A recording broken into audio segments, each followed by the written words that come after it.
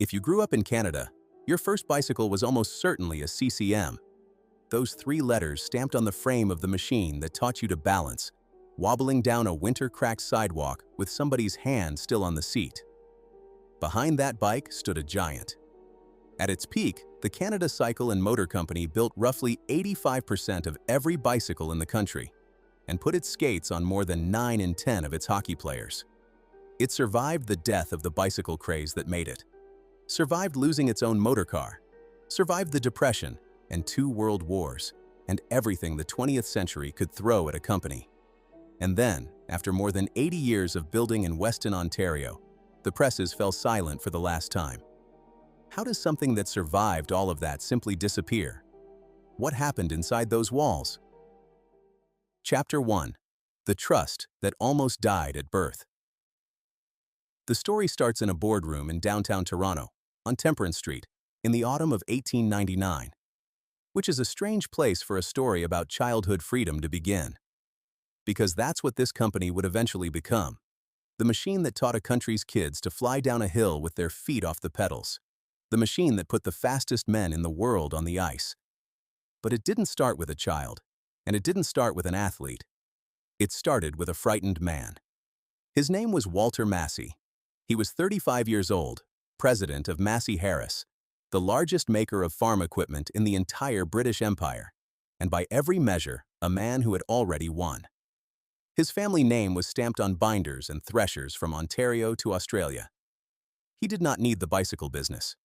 What he had instead was a problem coming up the road toward him, and he could see it clearly, and it scared him enough to act. The problem was American. In the 1890s, the bicycle had done something to North America that's hard to picture now.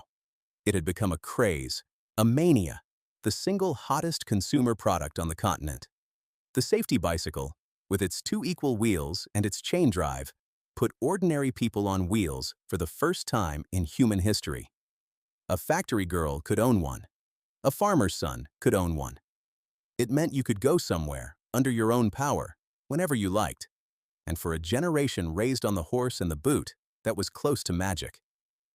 Massey Harris, sensing money, had jumped in around 1896, building a bicycle called the Silver Ribbon, under license from an American, Colonel Albert Pope of Hartford, Connecticut, the man who more or less invented the American bicycle industry. Massey paid Pope $1 in royalty for every bicycle it built. It was a good arrangement, right up until it wasn't. Because in 1898, Walter Massey learned that Colonel Pope and 41 other American manufacturers had merged themselves into a single giant, the American Bicycle Company, and that this giant intended to march north across the border, set up a branch plant, and take the Canadian market whole. 42 companies welded into one, and it was coming for him. Now, here is the thing to understand about Walter Massey, and about the country he lived in. Canada in 1899 was a young nation, barely 30 years past Confederation, and its entire economic idea of itself rested on a single principle, the national policy, Sir John A. Macdonald's tariff wall, built to let Canadian factories grow up behind it without being crushed by the industrial giants to the south. Massey had grown prosperous behind that wall, and now a piece of it was about to be climbed over by the biggest bicycle combine on earth. So he did what a Methodist businessman of his generation did when he was afraid. He assembled a syndicate. He went to the men who ran Toronto, the tight, church-going, immensely wealthy elite of the city. He brought in Joseph Flavel, who ran the Robert Simpson department store. He brought in George Cox, who ran Canada Life. He brought in Warren Soper of Dunlop Tire, and E.R. Thomas, who controlled a Toronto bicycle maker called H.A. Lozier. And together, in September of 1899, they bought up and fused together the leading bicycle makers in the country into one enormous defensive combine. The Canada Cycle and Motor Company, CCM. They swallowed 5 names, each one famous in its own right, each with its own loyal riders. There was Massey's own Silver Ribbon. There was Welland Vale of St. Catharines, which built the Perfect. There was the Gould Company of Brantford and its Redbird. There was Lozier of Toronto and its Cleveland. And there was Gendron, also of Toronto, and its Reliance. When the ink dried, The new company controlled something in the order of 85% of every bicycle made in Canada. It should have been a triumph. It was very nearly a disaster, because the trust that was built out of fear began to die almost the moment it was born. The men who founded it were among the shrewdest financiers in the Dominion, and not one of them rode a bicycle. Not one of them knew a bottom bracket from a bearing race.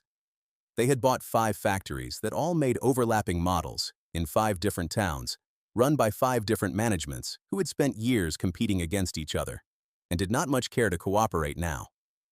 Imagine trying to run one company out of 5 plants that had all, until last week, been trying to put each other out of business.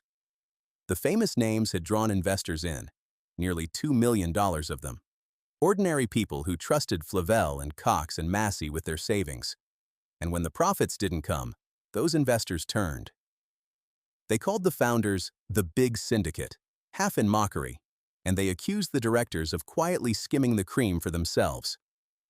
Lawsuits swallowed the boardroom for 3 years. And worst of all, the timing was catastrophic. The bicycle bubble, the great mania that had made everyone rich, was bursting. There was a new toy arriving on the roads now, one that would eat everything, and Walter Massey, standing at the head of his frightened combine, could already smell the gasoline. Walter Massey did not live to see how it turned out. He died in 1901, at 37, younger than the century he'd tried to get ahead of. He had built the trust. He would never learn whether it would survive. It would, but only because of a farm boy from southwestern Ontario who actually knew how the machines worked. Chapter 2. The Farm Boy, the Motor Car, and the Accidental Skate. His name was Thomas Alexander Russell, Tommy, to everyone who worked with him. He was born in 1877 on a farm, and he had 2 things the founders of CCM did not have. He understood machinery, and he rode a bicycle. Joseph Flavel found him and hired him in 1902 as general manager.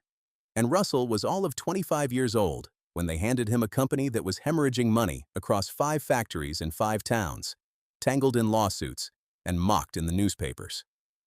Most men that age would have been flattened by it. What Russell did next was ruthless, and it saved everything. He closed them. By the end of 1903, Russell had shut the plants in St. Catharines, in Brantford, and one of the Toronto operations, and pulled all of it, into a single facility. The old Lozier Works out in Toronto Junction, on Weston Road. He took a scattered, quarreling federation of former rivals and forged it into one company that made its decisions in one building. He took an axe to the tangle of overlapping models. There was no sense in building 4 bicycles that fought each other for the same customer, when one, sold everywhere, would do the job. He cut the bloated network of distributors down to something a single company could actually manage. And within a year, for the first time, CCM turned a profit. The trust that nearly died at birth had found the one man who could keep it alive. Then Tommy Russell did something that tells you exactly what kind of man he was, and exactly how strange this company's story is going to get. He decided to build a car. In 1905, CCM launched the Russell Motor Car, the first genuinely successful, mass-produced Canadian automobile. Not an American car assembled in Canada. A Canadian car, designed and built in Toronto by Canadians for Canadian roads. The Model A was a hit the moment it appeared. The Governor-General himself, Earl Grey, drove one. And there was no better advertisement in the whole Dominion than that. For a decade, CCM did something no other company in Canadian history has ever done, before or since. It built cars powered by gasoline, cars powered by electricity, and cars powered by steam, all under one roof at the same time. For a few golden years, the Canada Cycle and Motor Company genuinely tried to put the motor in its own name, and it very nearly worked. It couldn't last. And this was the first time Tommy Russell had to look hard at a truth that would haunt Canadian manufacturing for the next century. By 1915, he had done the math. He could not build a car as cheaply as Henry Ford could build one in Detroit, or as cheaply as the plants going up just across the river in Windsor. The scale wasn't there. The volumes weren't there. A country of 8 million people could not, on its own, feed an assembly line the way a country of 100 million could. And so, clear-eyed and unsentimental, he sold the automobile division to an American, John North Willys of Willys Overland, and walked away from the motor car for good.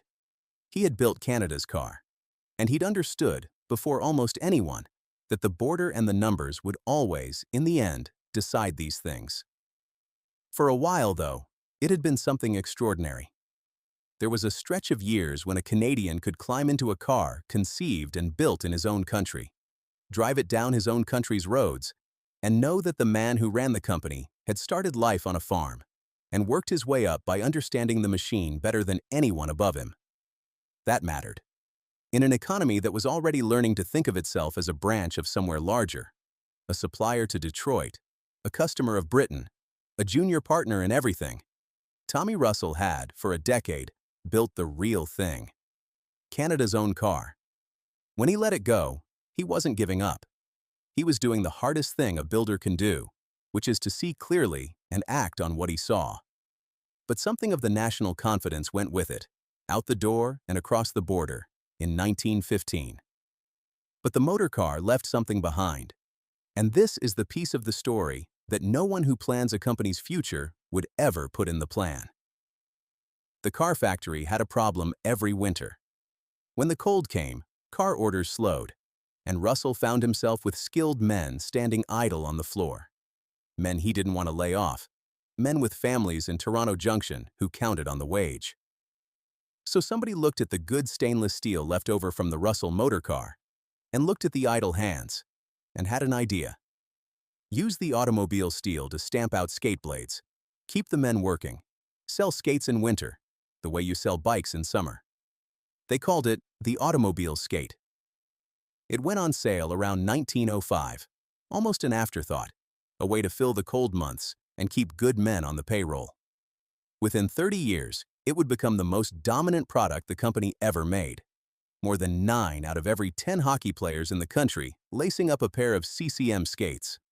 An empire born from scrap metal and a manager who didn't want to send his men home in January. That's not a business strategy. That's Tommy Russell's character, turned into a product. Bikes in summer, skates in winter.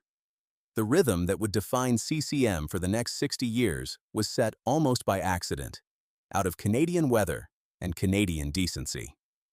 In 1917, at the height of the Great War, Russell opened a new plant, a big, modern, purpose-built factory on Lawrence Avenue West, in a place called Weston. That building would become the beating heart of the company for the next 66 years. It would come to make roughly 85% of every bicycle built in Canada. The town around it would come to be known, simply, as the home of the bicycle. And in 1922, Tommy Russell wrote down the thing he believed the company was for. He called it shared responsibility. The purpose of the business, he said, was to give the public a good article at a fair price, and to give the working man the fullest possible share of what he'd helped to earn. A good product, a fair price, a fair deal for the person who made it. 3 simple promises. Hold on to those 3 promises. Because half a century later, standing in the ruins, the man who studied most closely how this company died would point straight back at that creed and say, This is the thing they forgot. Chapter 3. The Cathedral on Lawrence Avenue. By 1930, the Great Shakeout was over. Where Canada had once had something like 25 significant bicycle makers competing for the same customers, there were now 3. And CCM was the giant among them. The fear that had built the company in 1899 had long since curdled into something else. Dominance so complete, it no longer felt like winning. It just felt like the way things were. If you were Canadian and you had a bicycle, the odds were overwhelming that it said CCM on the frame. Imagine walking into the Weston plant on a weekday morning in the 1950s. 232,000 square feet of factory, spread across a site of just over 13 acres. You'd hear it before you saw anything. The deep, layered sound of a plant that never really went quiet.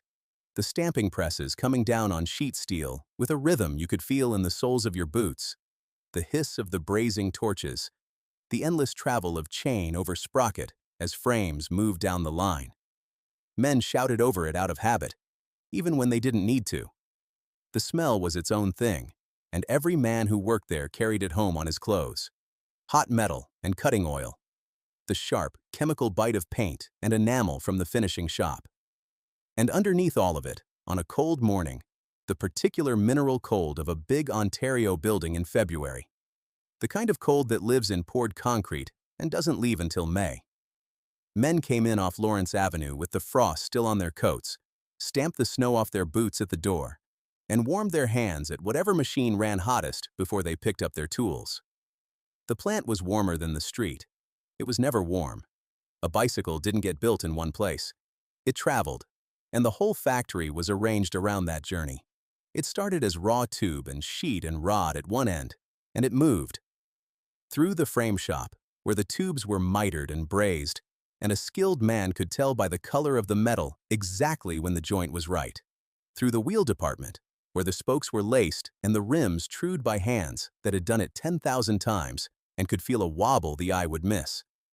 Through the enameling line, where the frames came out gleaming in CCM's deep, hard-wearing colors. And finally to assembly, where it all came together into something a 9-year-old in Saskatchewan would one day tear the wrapping paper off on Christmas morning. Everything under one roof, steel in one door, a finished CCM flyer out the other. The flyer was the crown jewel, the top of the line, the racer, the one the serious riders begged for. There was the Rambler for every day. And there was one bicycle that CCM built out of sheer ambition, the Flight, launched in 1936, designed by one of the company's own employees, a man named Harvey Peace. The Flight looked like nothing else on any road in the world. Its frame swooped in curves borrowed from the aviation age, all streamline and speed, even when it was standing still against a fence. It was the only bicycle CCM ever thought special enough to take out a patent on. And here is the quiet joke the Golden Age plays on everyone. The Flight was a commercial flop. Almost nobody bought it. It was too strange, too expensive, too far ahead of what people wanted. Which is precisely why, today, an original Flight in good condition is one of the most sought-after and valuable bicycles a Canadian collector can lay hands on. The failure became the treasure. There's a lesson buried in that about this whole company, though it would take decades to surface. But the men on the floor weren't building for collectors. They were building for a whole country of children, and for the racers who made the CCM name mean speed. A rider named Willie Spencer set 5 world records on a CCM flyer. And then there was Torchy Payton. William Payton, Torchy for the flame-red hair, was from Victoria, British Columbia, about as far from Weston as you could get and still be in the country. He stood 6'3" and carried 220 pounds, which in the 1920s and 30s made him a giant on a bicycle, and he became one of the greatest 6-day racers in the world, one of the biggest sports stars the country had, back when 6-day racing filled arenas. CCM presented him with a flyer plated in gold. That gold-plated bicycle sits today in Canada's Sports Hall of Fame. Think about the reach of that. A man from Vancouver Island, riding a machine from a plant in Toronto, into the record books, the country strung together, coast to coast by a bicycle. That was CCM in its cathedral years. Not just a factory, a place where a country's speed and a country's childhood were manufactured on the same floor, by the same hands, one frame at a time. Chapter 4. The Bike. Every kid rode, the skate. Every star wore. Here is how completely CCM wove itself into Canadian life. It went into the schools. The company printed scribblers. The plain paper exercise books every school child in the country wrote their lessons in. And it distributed them nationwide, with the newest CCM bicycles printed right there on the covers. So a kid doing his arithmetic in a one-room schoolhouse in Northern Ontario spent the whole term staring at the bike he wanted, the way you'd stare at a window you couldn't afford to walk through. And CCM went further. It ran campaigns telling parents to reward a passing report card with a new bicycle, and offered the money back if the child failed. Study hard, get the bike. It was marketing so shameless and so effective that it stopped being marketing at all and simply became a fact of growing up. For most Canadian youngsters, those 3 letters, CCM, weren't a brand. They were a synonym for being a kid in this country. And behind those three letters stood the town of Weston, which by now had wrapped itself around the plant completely. This is what an industrial town was in the middle of the 20th century, before anybody thought to ask whether it might not always be there. The factory whistle set the rhythm of the whole neighborhood. You could set your kitchen clock by the change of shift. Fathers worked at CCM, and their sons came in after them, and the men on the floor carried the accents of a city that industry was busy remaking. Toronto's factories in these years were filling with the newcomers who'd crossed the ocean to build a life here. Italian, Ukrainian, Polish, Portuguese. And for a great many of those families, a job on a factory floor like this one was the first solid ground under their feet in a new country. The plant was where the language got learned, at the next machine over. It was where a man was measured by whether he could do the work, and if he could, he belonged. CCM had a company hockey team, of course, because of course it did, and one of the men who played on it was named Gord Chard. He managed the tool and die department, the most skilled corner of the whole plant, the shop that made the tools that made everything else. He would give this company 39 years of his life. Remember his name. He walked into that plant, a young man, and one winter, long after these golden years, he would be the one they'd ask to walk through it for the last time and lock the doors behind him. But that's a long way off yet. In these years, Gord Chard was just a highly skilled man in a great plant, in the town that called itself the home of the bicycle. And it must have seemed like it would go on forever. And then there was the ice. The skate business that Tommy Russell had started with leftover car steel had grown into something enormous. But in 1927, a threat appeared out west. The Western Shoe Company, the firm that would one day become Bauer, introduced the first skate with the blade attached directly to the boot at the factory. It was a real innovation, and CCM had to answer it or lose the ice. The answer came from Manitoba. There was a shoemaker on the prairies named George Tackaberry, and he made a boot unlike anyone else's, cut from kangaroo hide, extraordinarily tough and extraordinarily light, originally built to protect the feet of a bruising professional defenseman known around the rinks as Bad Joe Hall. Tackaberry wasn't a CCM man. He was an independent craftsman with a genius for the last and the all, working out of the prairies, a world away from Weston. But when you married his kangaroo hide boot to CCM's own ProLite blade, you got the finest skate anyone had ever laced onto a foot. Players called them tacks, short for Tackaberry, and the name stuck for generations, long after most of them had any idea where it came from. In 1937, CCM bought the Tackaberry name outright. Now, listen to what that skate did. Every single NHL scoring champion, from 1939 all the way to 1969, 30 straight years, won that title wearing Tackaberry boots on CCM ProLite blades. 30 years. The best players in the fastest game on earth, one after another. And to a man, they skated on Weston steel and Manitoba leather. There has never been a stranglehold on any sport quite like it. It's worth understanding what that kind of dominance actually feels like from the inside, because it does something to a company. When you make 85% of every bicycle in the country and 9 in 10 of every skate, you stop thinking of yourself as a competitor. You start thinking of yourself as the ground everyone else stands on. There is no scrappy underdog energy left in a company like that. No reason to lie awake worrying about the boy in the driveway who might want something you don't make. Dominance is comfortable. That's the danger in it. The company that had been born, terrified, fighting for its life against 42 American firms, had become the one thing its founders could never have imagined it becoming. Secure. And a secure company stops watching the road. CCM understood the power of that, and it signed the stars. King Clancy became its first official spokesman in 1936.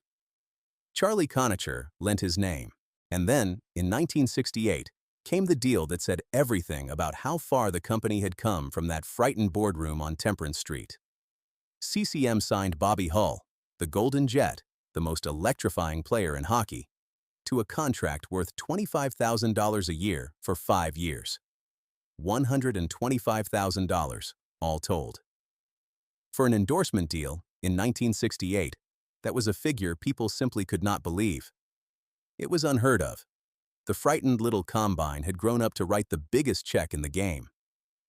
There was another man in this story who never scored a goal in the NHL, and whose contribution mattered more than any endorsement. His name was George Parsons. He had been a promising NHL player until an eye injury in 1939 ended his career on the spot.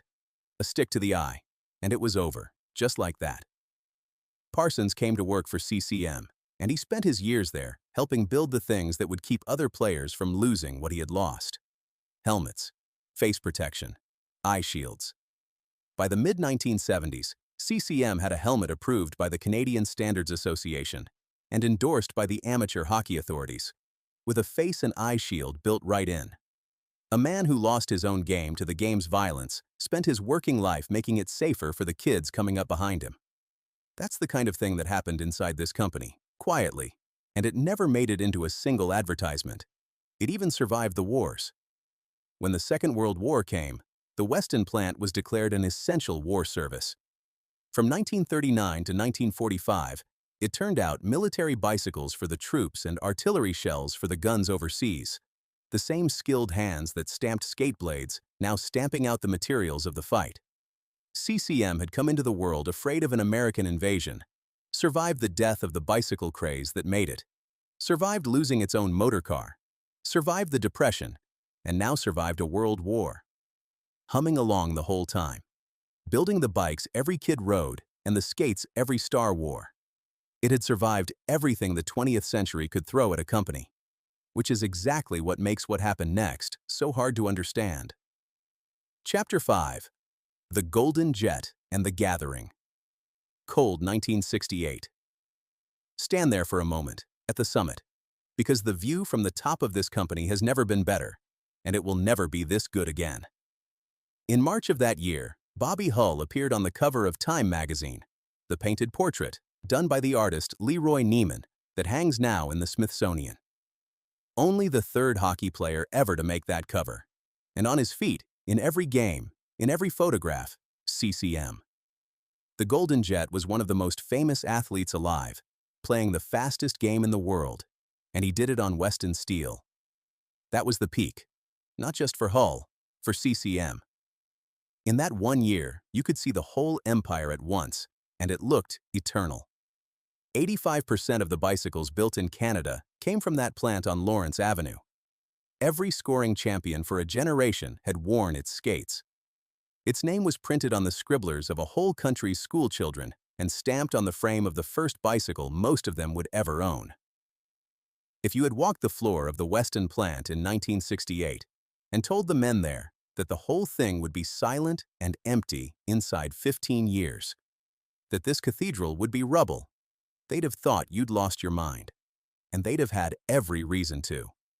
Because nothing about 1968 looked like the beginning of the end. It looked like permanence.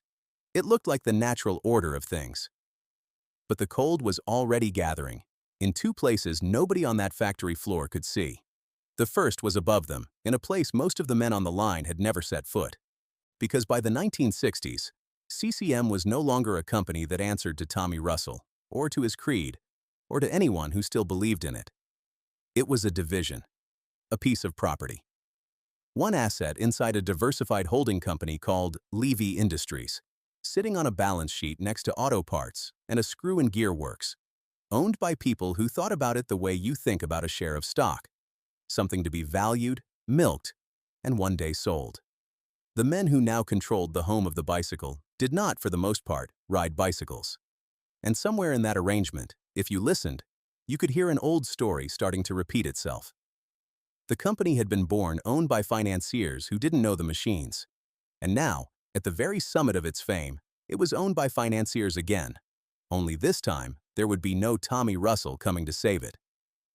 The second cold front was out on the road, and it was blowing up from the south and in from across the Pacific, and it had a sound that nobody at CCM was taking seriously yet.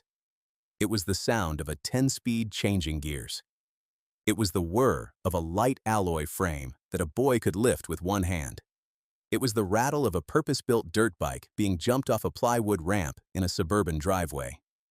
Out there, in the schoolyards and the driveways, A whole generation of Canadian kids was about to stop wanting the heavy, honest, steel machine their fathers had ridden. And they were going to start wanting something else. Something lighter, something faster, something that hadn't been designed in Weston. CCM, dominant, beloved, sitting on its throne, with Bobby Hull's face on the cover of Time, was about to meet that generation. And it was about to make a series of choices that everyone, ever after, would try to boil down to a single, simple, satisfying mistake. It was never one mistake. It was never that simple. But standing here, at the summit, in the last good year, nobody knew that yet. On the floor of the plant on Lawrence Avenue, the presses came down on the steel in the same steady rhythm they always had. The whistle blew for the change of shift. The men went home to Weston, and not one of them could feel the ground beginning to open beneath the home of the bicycle. Chapter 6. The generation that wanted something else. The children changed first. They always do. Sometime in the early 1970s, a Canadian kid stopped wanting the bicycle his father had ridden. It happened fast, the way these things happen. Not a decision, just a turning of the head. The heavy, upright, single-speed machine that had carried 2 generations to school and back, honest and durable, and built to last 20 years, suddenly looked like something dragged out of a museum. What the kid wanted now had 10 speeds and dropped racing handlebars and a frame so light he could lift the whole bike over his head with one arm. It came from somewhere else, from Europe, from Japan, and that was part of the point. It was fast, and it was foreign, and it was cool, and the thing in the garage with CCM stamped on the frame was none of those. The 10-speed boom hit like weather, and the company wasn't ready for it. Lightweight road bikes came pouring across the border and across the Pacific, from Raleigh in England, from the Italians, and above all, from Japan. And they took the market share CCM had held without a serious fight for half a century, and they took it in the space of a few years. These were bicycles built by new methods, welded and alloyed and light, turned out on modern tooling at prices a Weston plant running machines from another era simply could not touch. A dealer could set a Japanese 10-speed beside a CCM, and the customer would feel the difference just by lifting them, one in each hand. CCM tried. This is the part the simple story always leaves out. The company did build a high-end 10-speed of its own, the Tour du Canada, hung with the finest Italian components Campagnolo made, and another called the Silver Ghost. They were real bicycles, competent bicycles. They just didn't sell. Because the serious cyclist, the one who could tell a good frame from a heavy one, had already made up his mind about what came out of Weston, and his mind was made up against it. So the company retreated to the ground it could still hold: children's bikes, the entry-level Targa, and the hockey gear that had always carried it through the lean bicycle years. And here is the harder truth, the one that turns this from a fable about arrogance into something sadder and more human. It wasn't that CCM proudly refused to chase the youth market. It chased it. It kept lunging after it, and it kept missing. Back in 1965, when the American giant Schwinn set every kid on the continent on fire with its Stingray, CCM had answered fast, with a muscle bike of its own called the Mustang. There was even a Mustang Marauder, a low banana seat, high ape-hanger handlebars that put your hands up around your ears, and a 3-speed shifter mounted right on the frame like the gear stick of a hot rod. For a moment there, CCM had read the room exactly right, but the Marauder and the bikes around it were heavy steel machines, built on the muscle bike idea of the mid-60s, and CCM went on building them into the late 70s while the ground shifted underneath. Because the kids had moved on again, to the light, purpose-built dirt bikes coming out of American upstarts like Mongoose and Redline, machines designed from the wheels up to be jumped and raced on the dirt tracks springing up in every suburb, and to a rising flood of cheap imitations from Asia. When CCM at last brought out a bicycle to answer the new craze, a model called the Bobcat, it came late, and it came ordinary, and no kid's heart ever beat faster at the sight of it. Because the dirt bikes were never really just a product. They were a whole world, and it was a world CCM had no way into. Out behind the new suburbs, In the vacant lots and the gravel pits and the drainage ditches, kids were building tracks, mounding up dirt into jumps, laying scrap plywood across cinder blocks, racing each other on Saturday mornings while nobody's parents watched. The bike was the ticket into that world, and it had to be the right bike, light enough to throw into the air and tough enough to land, with the right name on the frame. Mongoose, Redline, the names that meant you belonged. A heavy steel machine from Weston, however honestly it was built, was not a ticket into anything. It was the bike you were trying to get away from. And an entire generation of Canadian kids, the exact generation CCM had owned so completely that it printed its bicycles on their school books, slipped through the company's fingers in less than a decade, not to a single rival, but to a swarm of them, American and Asian, that CCM never laid a glove on. Why couldn't the company that had once designed the radical, patented flight build a bicycle a 14-year-old actually wanted? That question sits at the center of everything that followed. And the answer was not in the design department. Because inside the Weston plant, in these years, something had gone quiet and wrong. The historian who studied this company most closely, John McKenty, described it about as plainly as it can be put. Disgruntled workers were being pushed to build more and more bicycles, faster and faster, on equipment that was wearing out under their hands. And quality control, he wrote, became a thing of the past. You can hear what that meant if you think about it from the floor. A man who had taken pride for 20 years in truing a wheel until it ran dead straight was now being told to move faster, on a machine that no longer held its settings, and to let things go that he would once have caught. And the wheels went out the door a little less true, and a family in Regina unwrapped a new CCM at Christmas, and by spring it had a wobble in the front wheel, and a father muttered that they didn't make them like they used to. And he was right, and the word got around. The most dangerous thing that can happen to a name built on 80 years of trust was happening. The trust was leaking out. One loose bearing, one crooked wheel at a time. Then the company did a thing that finished the job with its oldest friends. To chase the volume it was losing, CCM pushed its bicycles into the big department stores. The bikes were rebadged as Canadian Tire's own house brand, the Supercycle. They went out through the Eaton's catalog, and in doing that, the company turned its back on the specialty bicycle shops, the small dealers who had sold and serviced and defended the CCM name for 2 and 3 generations, the very men whose recommendation still meant something to a customer standing in a shop trying to decide. Imagine one of those dealers, a man who'd had CCM in his window since his father ran the shop, watching the same bicycles he sold turn up cheaper down the road with a Canadian Tire badge on them. He stopped pushing the brand. There was no reason left for a man to fight for a company that had just undercut him in his own front window, and every reason to walk the next customer over to a rack of something else.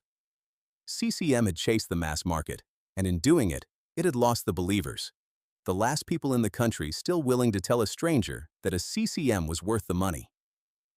And every bit of this was happening while the wall that had sheltered CCM since 1899 was quietly coming down. Post-war Canada had spent years lowering the tariffs that Walter Massey had once hidden behind. The modern, efficient makers of Japan and Taiwan could now reach clear across the ocean and set a better, lighter, cheaper bicycle on the floor of a Canadian store than CCM could build in Weston. The national policy that had made the whole company possible was eroding, and CCM's costs, on its aging machines and its aging plant, had never in its history been higher. The protection was going, at precisely the wrong moment, just as the company had become least able to survive without it. The seeds were all in the ground now. The generation that wanted something else. The quality that had slipped. The dealers who'd been abandoned.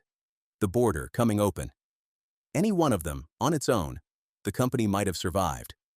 But CCM was about to discover that the people who owned it had already decided, in rooms the workers would never see, not to fight for it at all. Chapter 7. The Rooms. The Workers Never Saw. Here is where the simple story, the one about arrogant executives who assumed Canadians would buy anything with a maple leaf feeling behind it, meets the more complicated truth. And the truth is worse, and quieter, and more Canadian than arrogance. CCM did not die because its designers were fools. or because its workers stopped caring. It died because, for its last 2 decades, it was owned by people who treated it not as a company to be built, but as an asset to be held, to be milked, and at the very end, to be fought over like a carcass. Go back up above the factory floor, out of the noise and the cold, into Levy Industries, the Toronto holding company that owned CCM through the 1960s. To the men who ran Levy, CCM was one line on a longer list: auto parts, a screw and gear works, sporting goods, and the bicycle company. It was a possession, not a purpose. And when the 10-speed wave broke over the industry, and the Weston plant needed retooling, needed new machines, needed the kind of serious capital that might have let it build a bicycle to stand against Japan, that money did not come. Year after year, the plant grew older. The tooling grew more tired. The workers were told to make more and faster on equipment that should have been torn out and replaced a decade before. And it all connected. The wobbly wheel the customer felt in the spring had begun, years before, as a decision an owner made in a boardroom not to spend. The rot the customer could touch had started at the top, where nobody could see it happening. Then ownership passed on again, to a family from Montreal, the Cummings family. And by the account of those who studied what happened, the Cummingses had little more intention of putting fresh money into the plant than the owners before them. Their answer to a factory that needed investment was not to invest. It was to turn to the Ontario government and ask the province to help carry the load. This was the pattern hardening into something permanent. The owners would take out what they could, and someone else, the taxpayer, and in the end, the worker, would be asked to shoulder the risk of keeping the thing alive. You could see the result of all this if you stood on the floor, in a way no balance sheet ever showed it. A press that had been reliable for 30 years now needed coaxing, needed a man who knew its moods to nurse it through a shift. A machine that went down didn't get replaced. It got patched and patched again, and the line waited while it was patched. The men adapted, the way skilled men always do. They kept the old equipment running on knowledge and improvisation and stubbornness, because that was the work, and they took it seriously. But every hour they spent nursing a machine that should have been scrapped was an hour that Japan was spending building bicycles on machines that were new. The gap didn't announce itself. It just widened, quietly, year over year, while the money that could have closed it went out the door to owners who had decided the company wasn't worth it. There was one man who tried to break that pattern.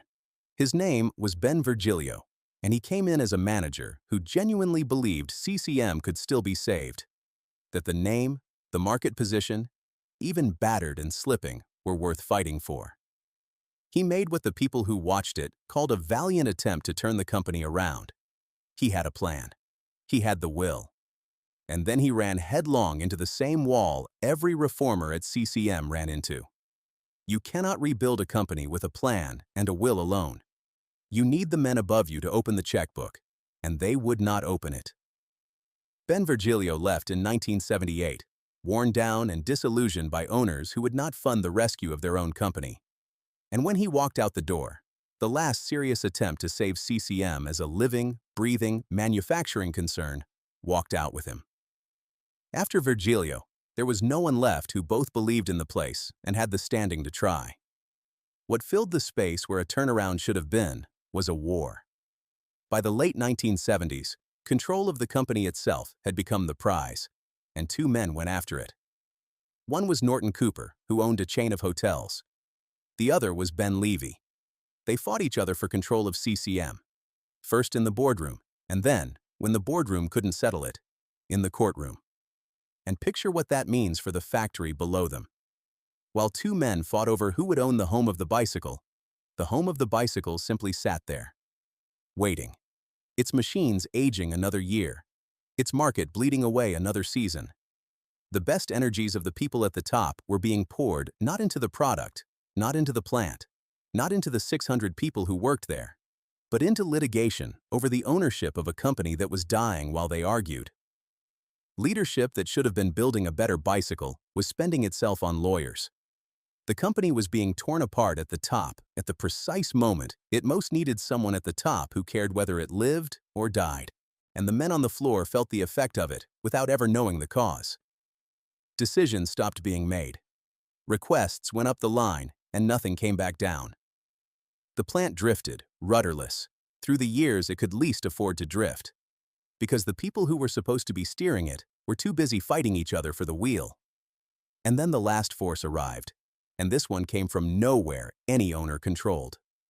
Not from Weston, not from Montreal, not from a Toronto courtroom, but from the wider economy.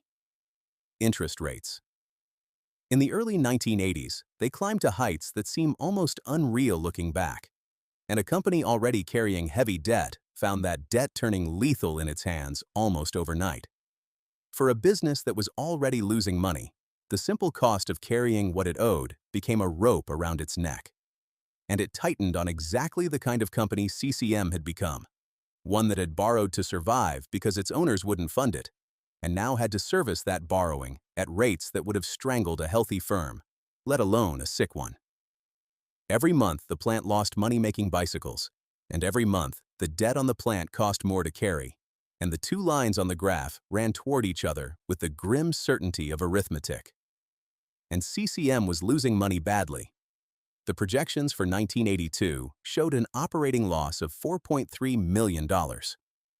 When the receivers finally spread the books out on the table and totaled it up, the picture was beyond saving. The company's debt stood roughly $12 million higher than the value of everything it owned if you sold every last machine and bolt of it off. There was no arithmetic left anywhere in the ledger that ended with CCM still standing. So this is the fuller answer to the question the whole documentary is built on. Was it one mistake? The arrogant refusal to read the youth market? No. The youth culture miss was real, and it was visible, and it makes a satisfying villain. But it was a symptom, not the disease. The disease was 20 years of owners who wouldn't invest, a boardroom at war with itself, a plant deliberately allowed to age, and the deep trust of a whole nation quietly spent down to nothing. The company didn't lose the youth market because it was too proud to compete. It lost the youth market because it had been hollowed out from above. And a hollow company cannot build anything a 14-year-old lies awake dreaming about. Tommy Russell had written it down back in 1922. The whole point of the business was a good article, at a fair price, and a fair deal for the working man who made it.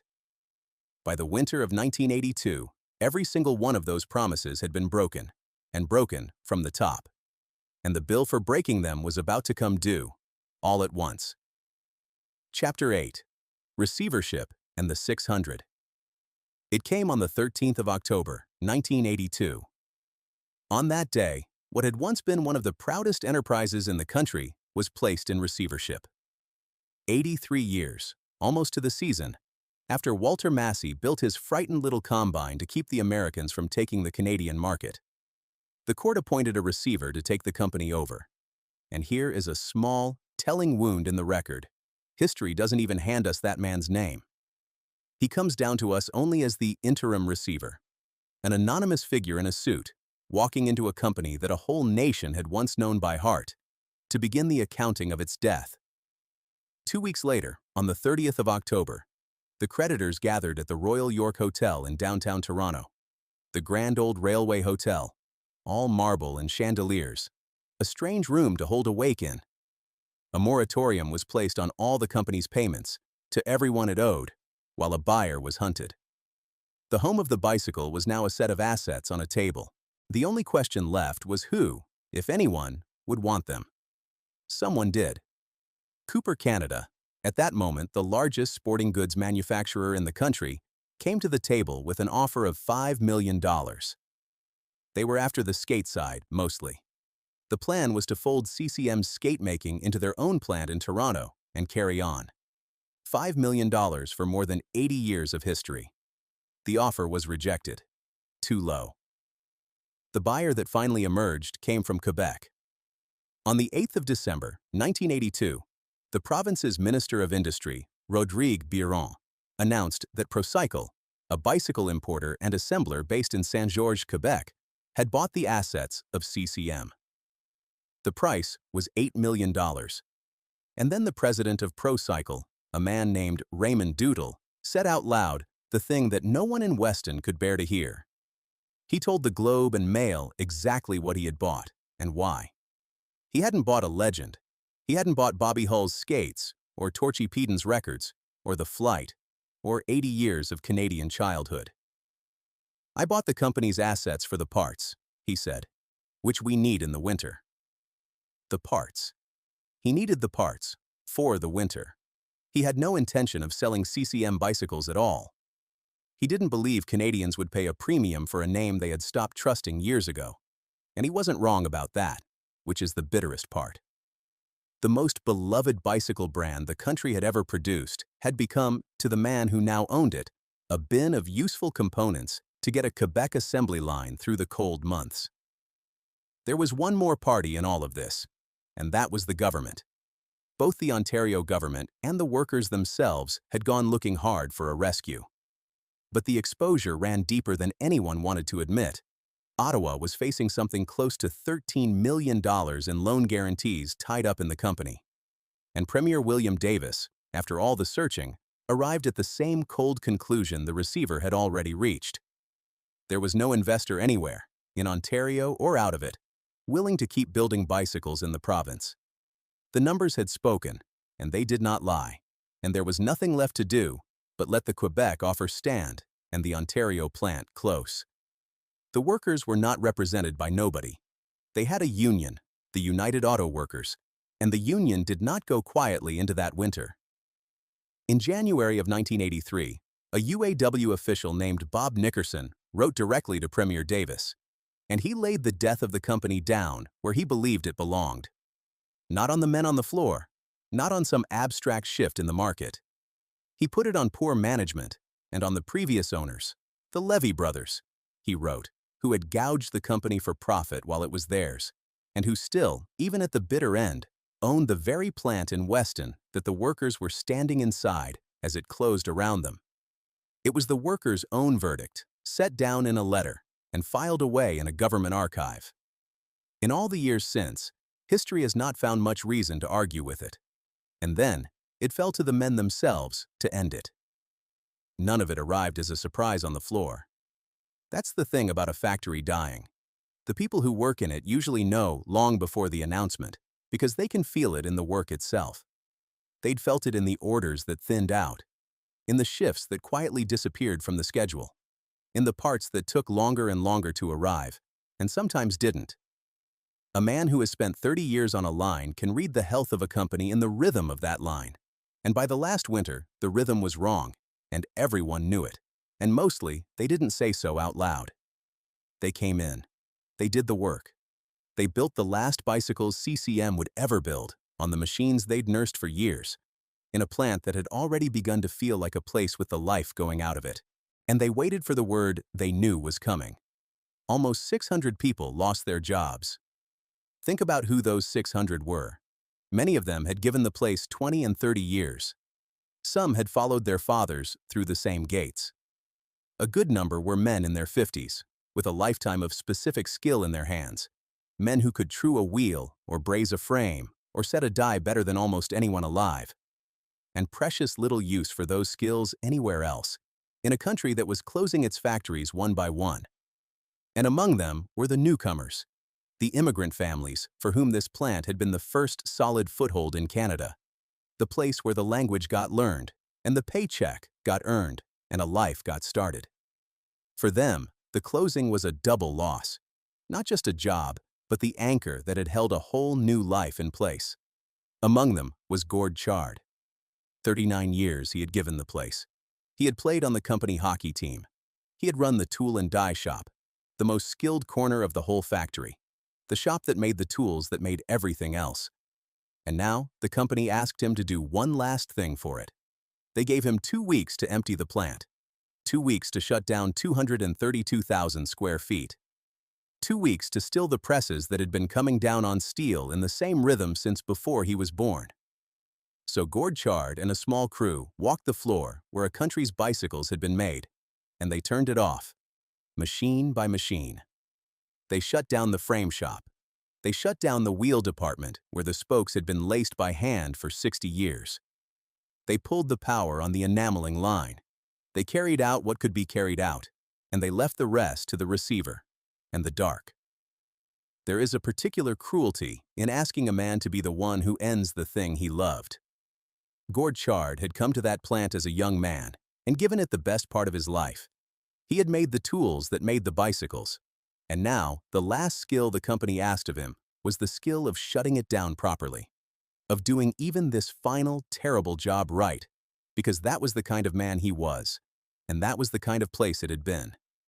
He would have known every machine by its sound.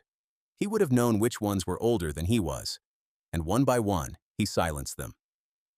By March of 1983, it was done. The plant on Lawrence Avenue West, the cathedral, the home of the bicycle, stood empty. No whistle blew for the change of shift. No line moved. A man who had spent his entire working life inside those walls walked out through the door one last time into a Weston winter and pulled it shut behind him. And the silence came down over the place. And it did not lift. There's a thing that happens to a building like that when the machinery stops. A factory that has run for 66 years has a sound of its own. Not just the presses and the line, but the ventilation, the movement of 600 people, a low, constant hum that becomes part of the town's own background noise, so steady that nobody hears it until it's gone. When it stopped, the people of Weston didn't notice the absence of the noise first. They noticed the presence of a silence that didn't belong there. And in a Toronto winter, it was worse. The cold seemed to pour into the space the sound had left and fill it with something heavier than quiet. Chapter 9. 2 Afterlives. The building stood empty for 3 years. Nobody quite knew what to do with a cathedral after the faith has gone out of it. Then, in April of 1986, the wrecking crews came.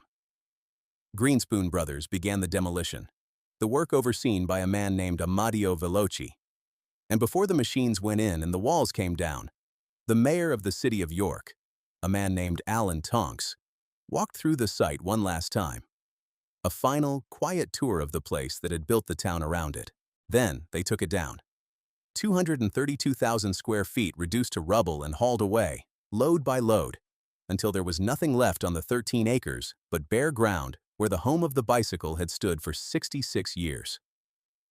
Go there today, to that stretch of Lawrence Avenue West, and you'll find a strip mall. There's a Tim Hortons, a Wendy's, a fire hall. People pull into the parking lot for a coffee on the way to work, and not 1 in 1,000 has any idea that they're standing on the ground where Torchy Peden's gold-plated flyer was born, where the skates that won 30 straight scoring titles were made, where a whole country once learned how to ride. The town of Weston remembers, in its own quiet way.